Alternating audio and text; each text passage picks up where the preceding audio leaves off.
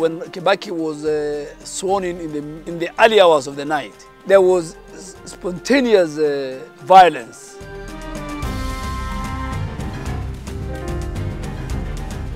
Now they said in Kiswahili, kama hii hatushindi, hii hakutakalika, Kenya haitakalika. I heard some people saying that, and I thought it was a joke. Tonight, the first of our two-part series. It is now the time for healing and reconciliation. It's my own brother, my blood brother, Deng here. From our experienced political team, a special documentary, Dressing the Divide. This is an epic story of how we got here.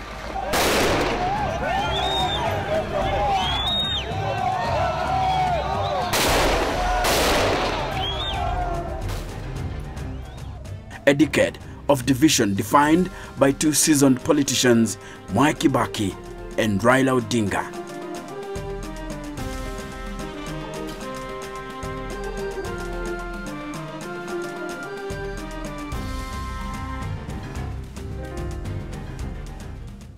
Ilikuwa tu kwamba sisi tuliamini lazima tupate njia ya kuunganisha Wanakenya ili tufaulu na tutimize yale tulitaka kutimiza 1992 na 1997, na hatukuweza kuyatimiza kwa sababu tulikuwa tumegawanyika.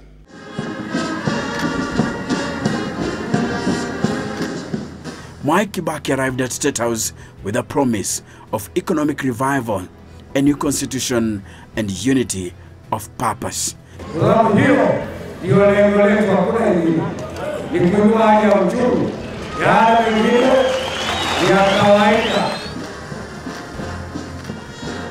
But his time at the House on the Hill would usher in an age of unprecedented tribalism, mistrust, and political competition anchored on anger.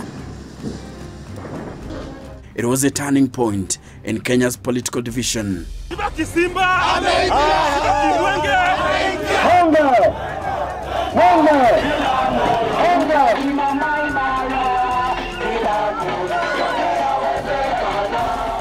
Kibaki's rise to the apex of the country's leadership came at a time Kenya was crying for change.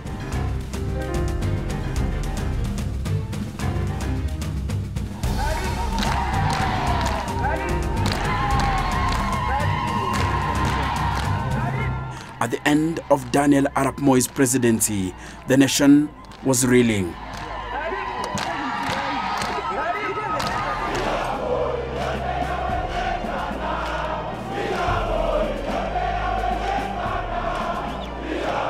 Mimi Mwai Kibaki naapa kwamba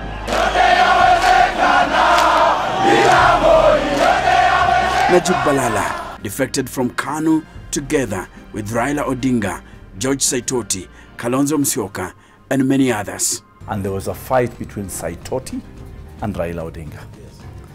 And it was so bad until Raila Odinga gave up and said, it's not about being a prime minister, it's about getting Moi out. And because that was the rallying call, everybody submitted to Raila Odinga being the nominee of LDP to be the prime minister. In 2002, as Kibaki ran for presidency, he delivered a simple message: hope and change. wale watakaotusaidia ni wale wataona kwamba sisi wenyewe katika bidii yetu tunasimamia mali ya nchi hii.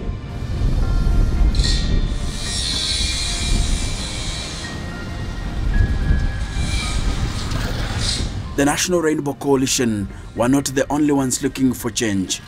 Karibu baba. Hapa kwako. Karibu Garissa baba. For KANU and Moi, Uhuru Kenyatta ignited a new political force. The president did read very well that Kenyans needed change. And I don't think they are going to settle for anything less than change. We want to do the business of our country in a different way. We want new players. We want people who can do things in a different way, in a better way. For Daniel Arap Moi, Uhuru represented a shift. But in some quarters, he was made into a joke, the Moi Project.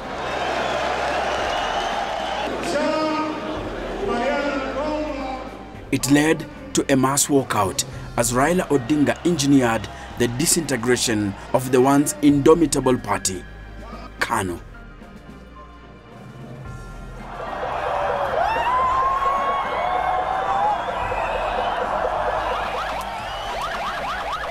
Mimi Mwai Kibaki naapa kwamba nitatenda kazi zangu za urais wa Jamhuri ya Kenya. Mwai Kibaki had promised change and more so, unity. Much of the country seemed to believe he could deliver it. We are all carrying scars of bad leadership that Moi has inflicted on Kenyans. Sasa Moi aanze kuorodhesha ni dhambi gani amefanya ambazo anataka tupatie msamaha. One would have preferred to overlook some of the all too obvious human errors and forge ahead, but it would be unfair to Kenyans not to raise questions. When he's leaving, you have some moments of anxiety, personal anxiety. What will it be? In fact, that very evening in the capital city, members of KANU gathered. It was who is who in the now former ruling party. What kind of regime is coming in? Is this going to be a situation where there's victimization? Or is this going to be a situation where the rule of law will be followed? They wondered out loud whether they were in the prominent minority. So clearly, there were these kind of anxieties, even for him. There were anxieties, I'm sure, that how is he going to be treated by the new regime? Are they going to settle scores? Theirs was to block the new president, explore his agenda, exploiting the divide.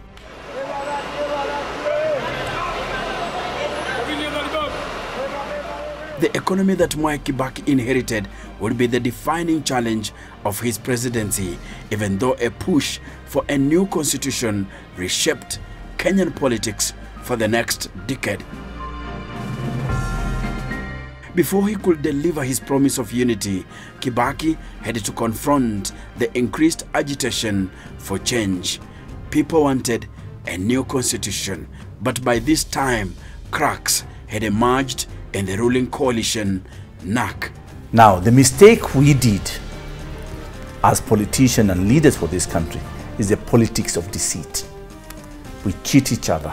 Power got into the heads of some people, and they started behaving funny, excluding others in decision making, not meeting the agreements that we had agreed on. Backstabbing. These are the things that is haunting the country.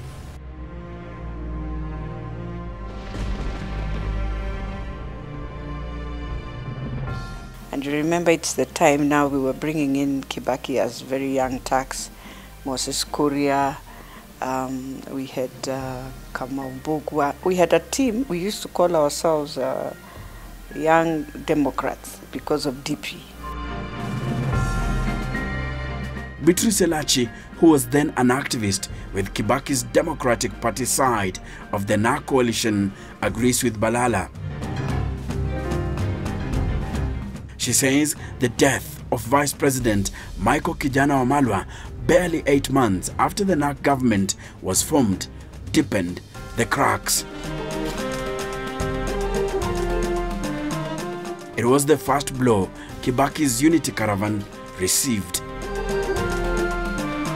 was sort of the one who would now manage to bring in and understand what the team of Raila would want, and he would moderate, a go-between.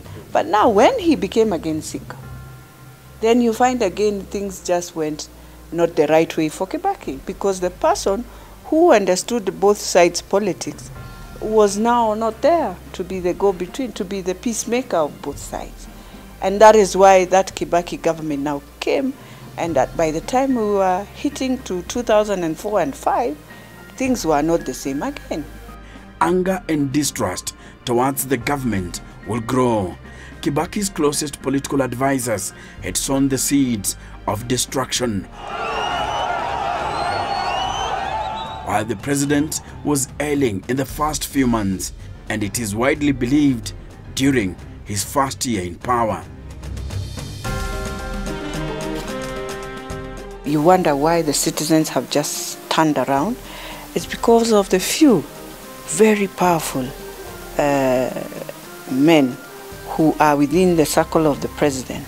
When they now turn around and take advantage of their offices and use it to either get what they want, but at the same time, anyone who is sort of against something they are doing becomes an enemy. 5 days after being sworn in, Kibaki announced his first cabinet. It represented a major betrayal of his coalition partners. The new government acquired new power bearers, a team drawn entirely from Mount Kenya region.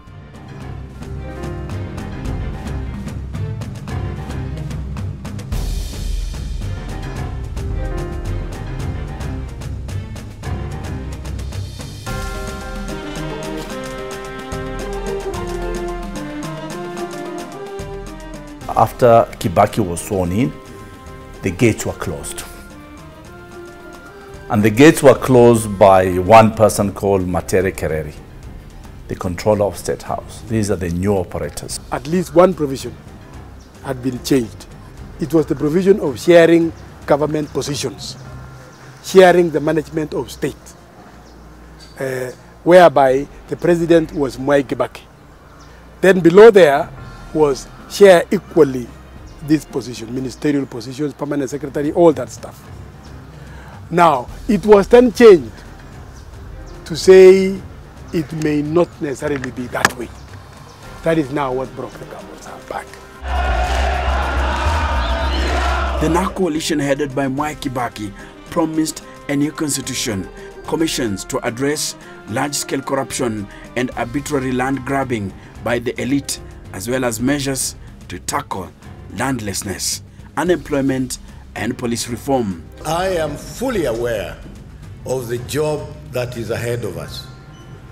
But I am encouraged by one thing. When I've looked around and talked to people with whom we have finally agreed on how to proceed, I am convinced that we have a team which is going to be very, very strong, very powerful.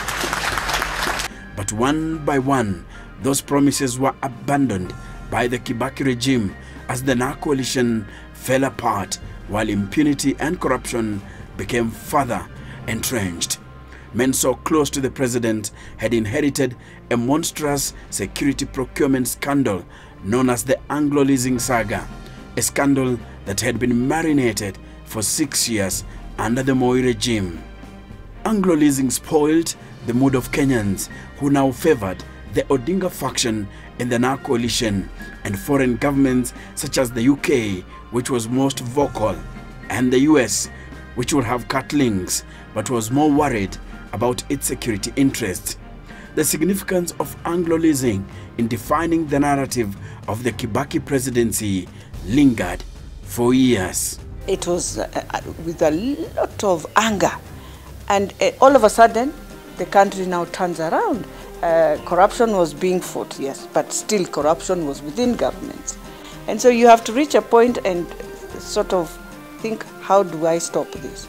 How do we tone down so that things settle? But it was too late.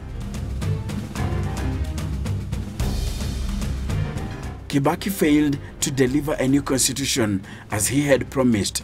A disjointed government meant a divided nation. This will be, yes, it will be like this. Yes, this will be.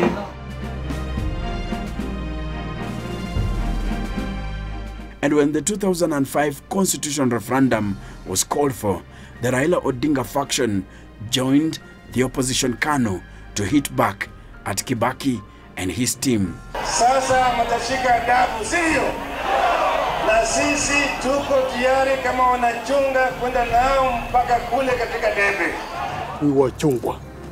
Those are the guys who were banana. And we went across the country describing how rotten a banana is. And that it is better an orange because it is properly secured inside the peels.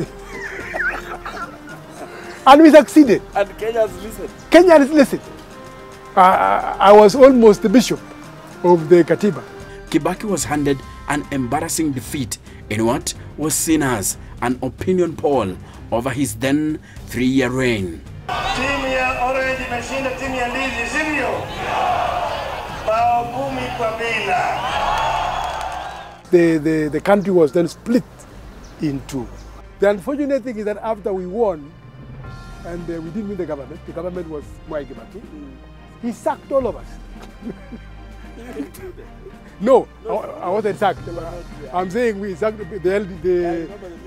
minister, the Raila Odinga, Balala, everybody was sacked and replaced by Mwai Kibaki. Following the results of the referendum, it has become necessary for me, as the President of the Republic, to reorganize my government to make it more cohesive. He realized even if you retain them, you'll still face more challenges within.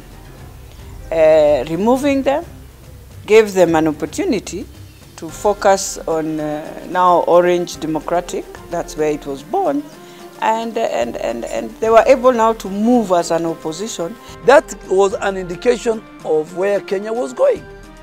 Adan Duale was a member of the movement that soon transformed into a political outfit, the Orange Democratic Movement, ODM, under the leadership of Raila Odinga. And the momentum of the referendum continued beyond the referendum. That's why in 2007, ODM was formed, and ODM won the election.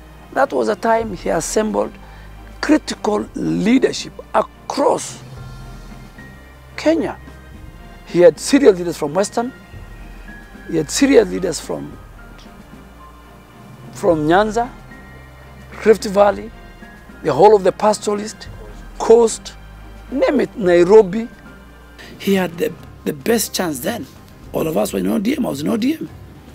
He had nearly the whole country.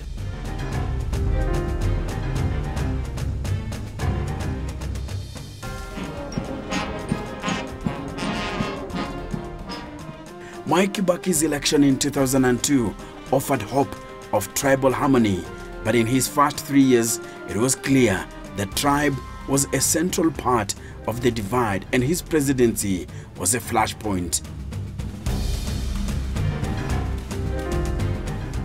The opposition and the media reminded people just how Kibaki had centered his administration around people from his native community. They called them the Mount Kenya Mafia. They disowned the promise after we delivered them. It's like you put a ladder for a monkey to go and climb and get the bananas. The minute he gets the bananas, he throws the ladder down. So that was actually the downfall of the NARC government. That is where now the crisis started. So Raila had to swallow it because he had no choice. We tolerated it. It was infighting within government. The opposition of KANU was not felt because there was opposition within. Kibaki faced an emerging reality. His chances of being re-elected were becoming feeble each day. There is no way he was going to have an overwhelming support as he did in 2002.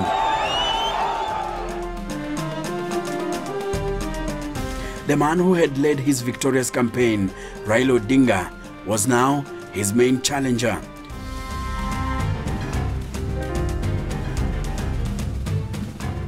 With more than half the political blocs that constituted NARC gone, Kibaki was reduced to a limping minority president. Opinion polls placed the then Langata MP as the front runner.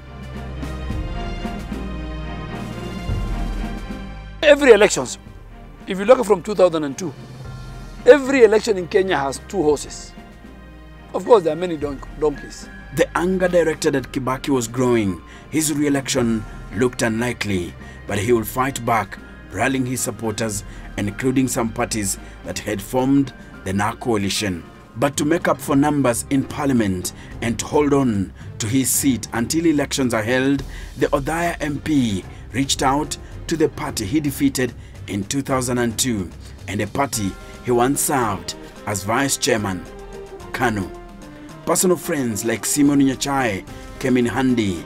The Ford People leader accepted a cabinet slot. For much of 2007, Kibaki cut a lonely image of a candidate on his own, headed for a downfall.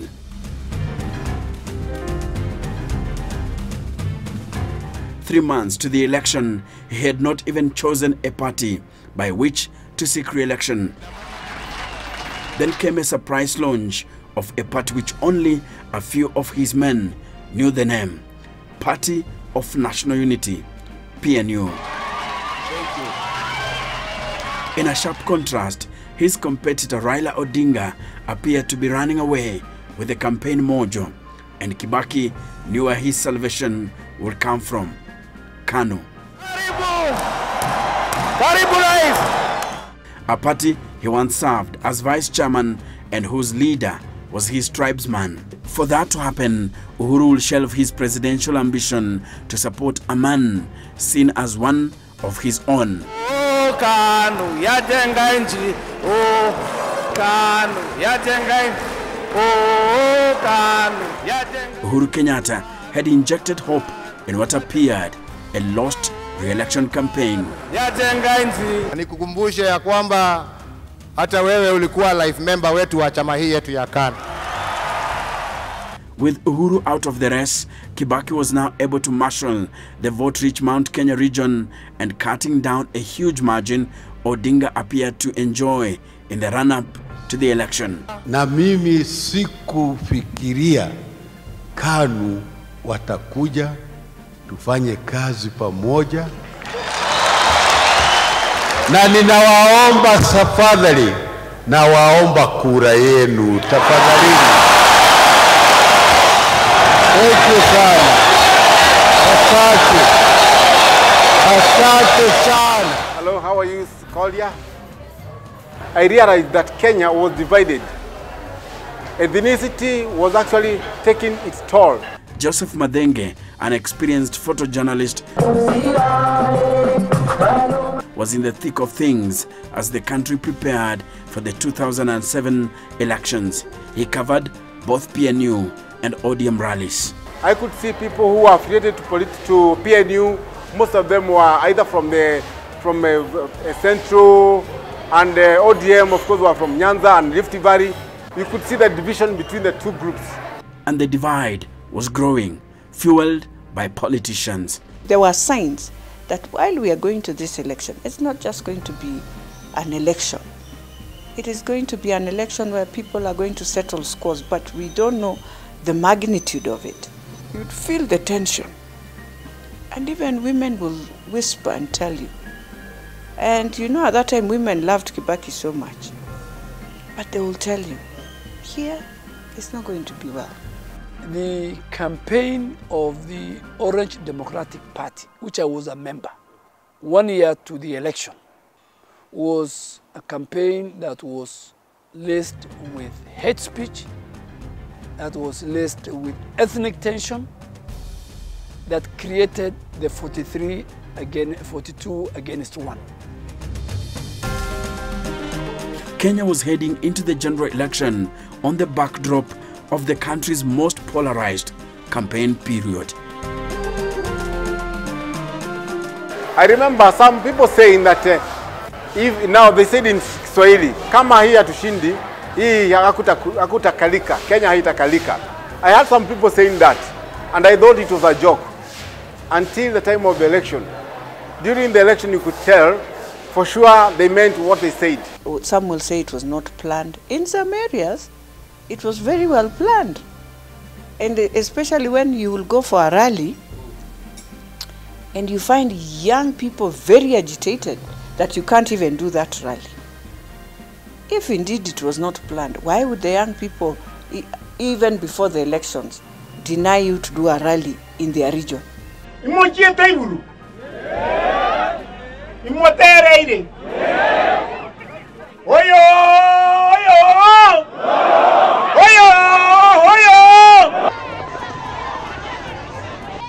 Yes, once upon a time, Samoei and Magara landed in Kisii. But to their utter dismay, they were not as welcome as last week. Omugambi remembers. Angalia, nikasema, hii mambo nilikuwa ninafanya wakati nilikuwa kijana. Kuchemuka. Hoyo! Hoyo! Hoyo! Hoyo! Kulikuwa na makosa. Hiyo ni yangu, hiyo ni mwingine, watu waliumia. We are saying sorry. And I remember going to Nandi also, it was very volatile before the elections. So you could see already there was something happening quietly and very well planned. December 27th, 2007 it was. The voting process and the initial stages of tallying appeared peaceful. Only isolated violent incidents and allegations of vote fixing by both the main opposition party ODM and PNU were reported. By the 29th of December, results published by the Kenyan media placed Odinga in a commanding lead. But Kibaki will gain in his heartland results, and by 30th of December, he had eclipsed Odinga.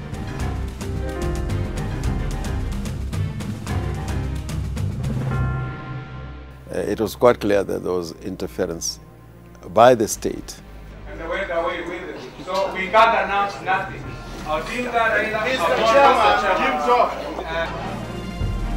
And therefore the figures that were announced here were just numbers. Senator James Orengo was at the KICC when chaos dominated the tallying of presidential results.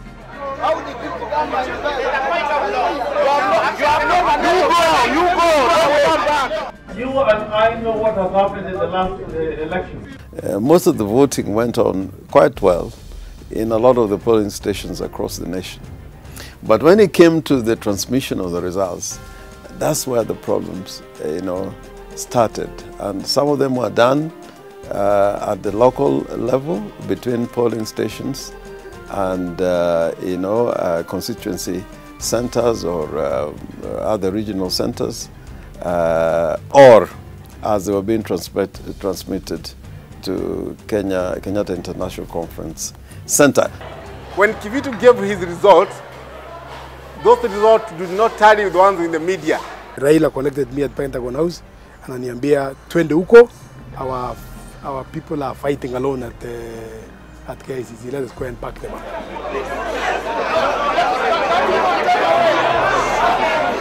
This chaos emphasized on creating more division. Form 16, which shows from Chepalungu constituency, where the Honorable Raila Odinga garnered 42,300 votes. The tally form indicated that he had garnered 420,000 votes. With Kibaki now ahead of Raila Odinga, according to the Electoral Commission of Kenya results, ODM were convinced the results had been tampered with. We were so excited that at the time all these things were being done to us, we were very busy crafting the next government. You are doubting your officers delaying the results, and we are doubting the same results that are being announced here. Well, in that case, in that case, if you doubt us, you know where to. Let there be a tally of all the 210 constituencies. Mr.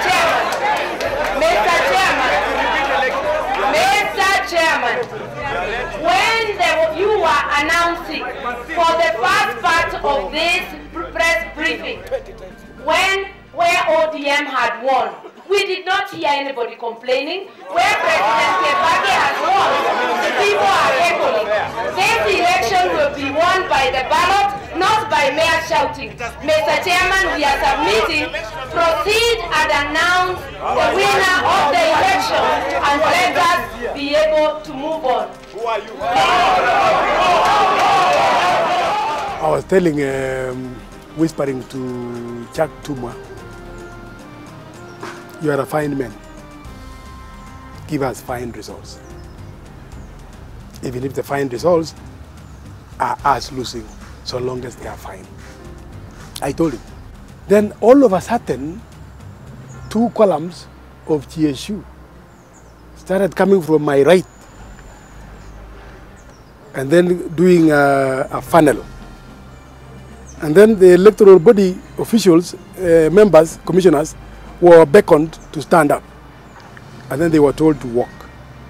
Then they walked through the 2 lines. One line on this side, another line on this side. They walked through. And they were escorted as such up to the upper room. After that was done, we were told to vacate KICC. And they were ready to beat us up. So we vacated. We have had so many conspiracies and plans of how to finish our leaders. So in our understanding, we were more concerned and worried about our presidential candidate. That's the time, yes, you walked in and switched off the lights, and everybody was thrown out of the hall. That was the announcement that made me believe that things were now getting out of hand. We didn't take long. At Pentagon, I was watching those screens we had fixed up there. The announcement came. Kivuitu announcing the winner is Kibaki. The entire Pentagon house was into mourning.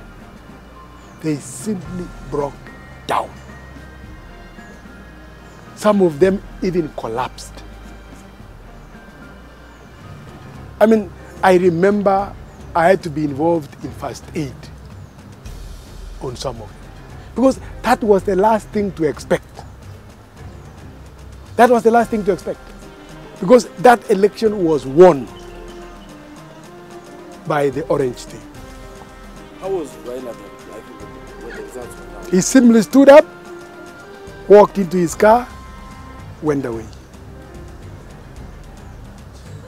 The one who, I mean, a large number, I don't want to mention the guys who broke, but they broke down. Yeah. William Ruto, again, also walked away. Henry Koske walked away.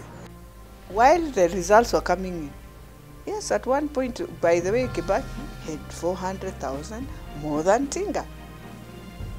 You know? I know many people will dispute it, but that is the truth at that time. You know, whether it was rigged, but he had more.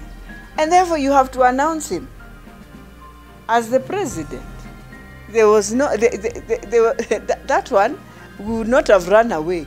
It was like saying again, don't announce any. So then? The difference was about 200,000 votes when really proper tallying was done. But you can win. That time, we were under the old constitution. The 50+1 margin was not there. So, and I'm a Muslim, I don't want to lie. Raila Odinga won that election of 2007. Medal figures and then Kibaki nitaihifadhi, nitailinda, controversially took oath of office to serve a second term. Mujibu wa sheria iliyowekwa. Ewe Mwenyezi Mungu unisaidie. The private ceremony at State House was attended to by a heavy stench of impropriety. A small team of power handlers followed an elaborate script. At the end of it was Chief Justice Dr. Evans Gisheru, who had already been summoned at State House to conduct the nightfall rituals.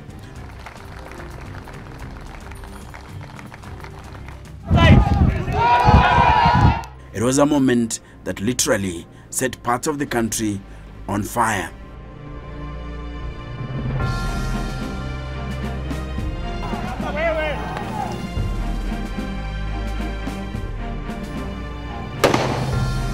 A highly polarized campaign had preceded the bitterly contested presidential elections.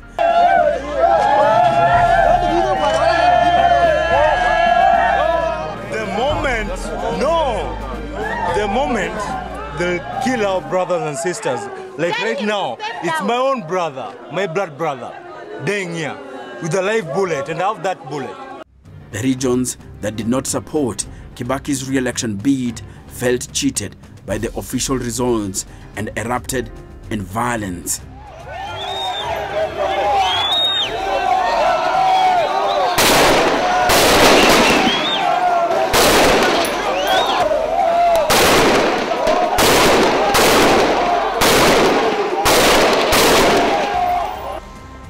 PNU, through the action of IEBC and government then and the security agents, played a role in creating an environment for post-election violence.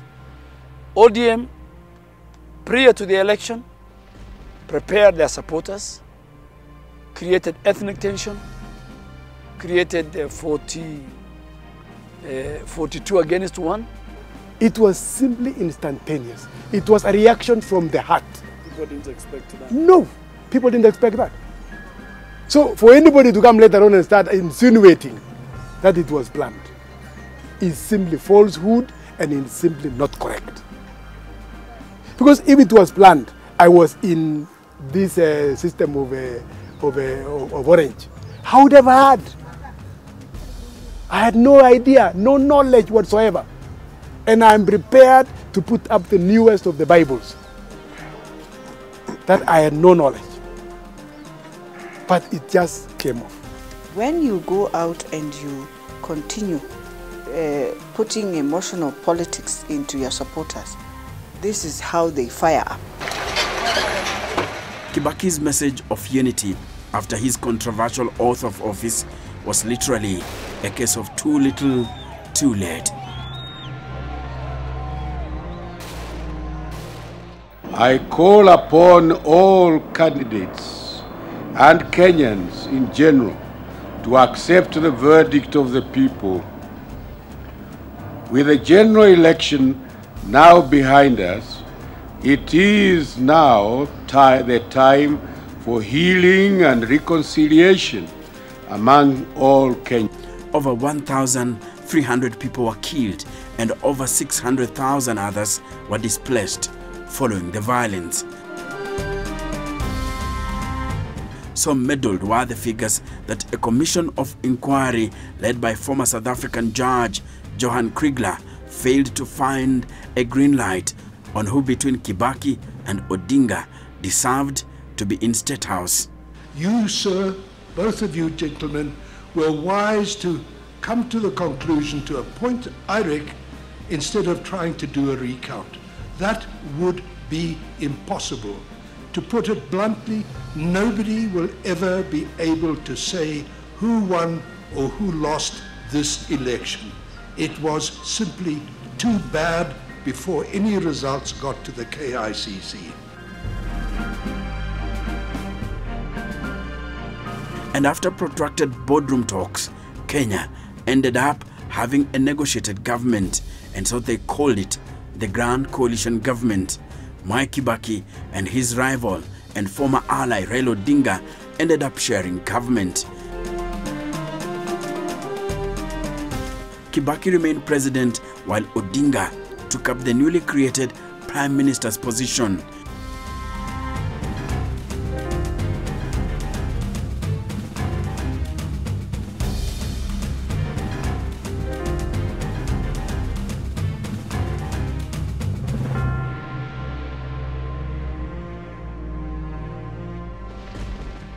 there was also the recognition of Raila Odinga being the potential prime minister even before changing the law.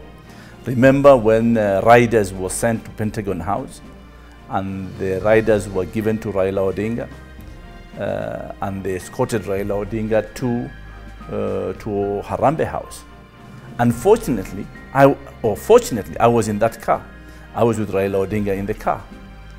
And we came out to Harambee House. Unfortunately, we didn't have a formal appointment with President Kibaki. When we reached there, Kibaki refused to see us. I told Raila Odinga, maybe we don't deserve to be given the riders before the deal. But Raila Odinga felt he was entitled to those riders. I started becoming disappointed because it was not about riders that we fight to be in leadership. It was about the people of Kenya. From that time, we knew we had a raw deal. If he was focused on power, then there would have been no deal, because the position that we took at the beginning was that we had won the elections and Raila should be declared the President of the Republic of Kenya. And the worst scenario for us was a repeat election. Worst because we only two scenarios. Raila's announced, and our second option was that we should go back for elections.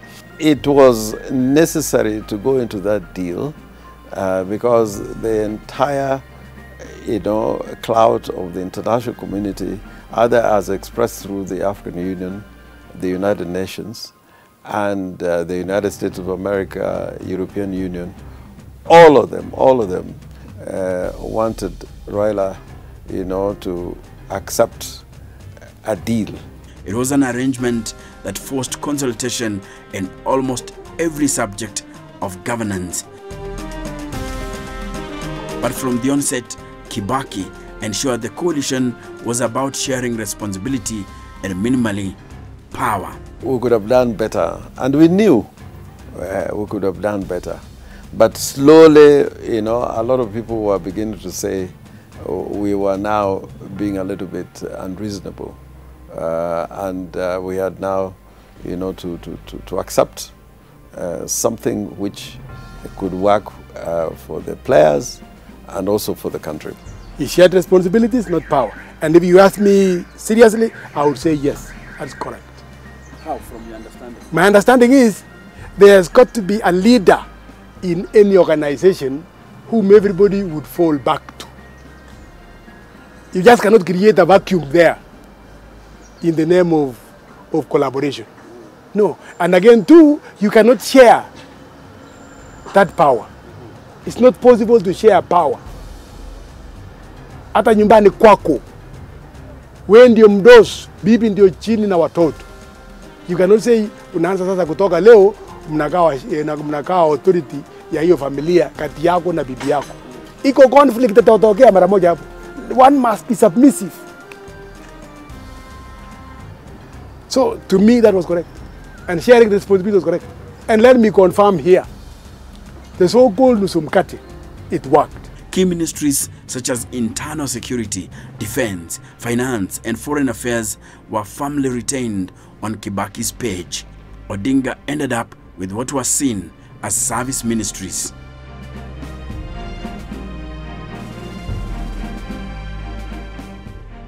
Sasa sisi tuko ndani ya serikali. Waziri mkuu hana habari ati rais kesa atakwenda kupeana district pale.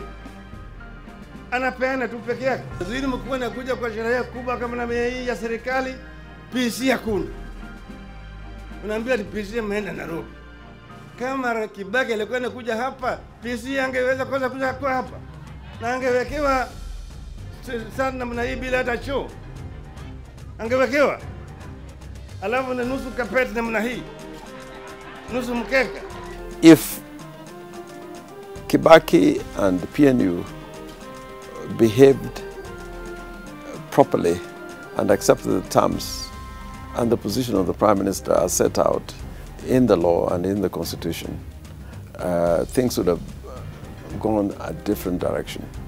Kenya would never had a situation where an election still becomes a problem. The result of an election becomes a problem. But the Grand Coalition government's biggest headache will arrive on the 15th of October 2010, just 2 months after the promulgation of Kenya's 2010 constitution.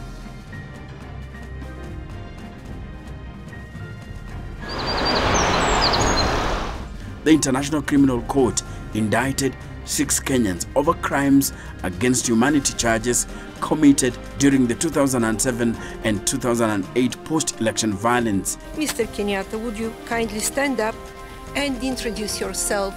Among the 6 were key figures in the coalition government. They included Uhuru Kenyatta, a key ally of President Kibaki and Deputy Prime Minister Francis Muthaura, the country's head of public service, and William Ruto, Odinga's ally in the 2007 elections.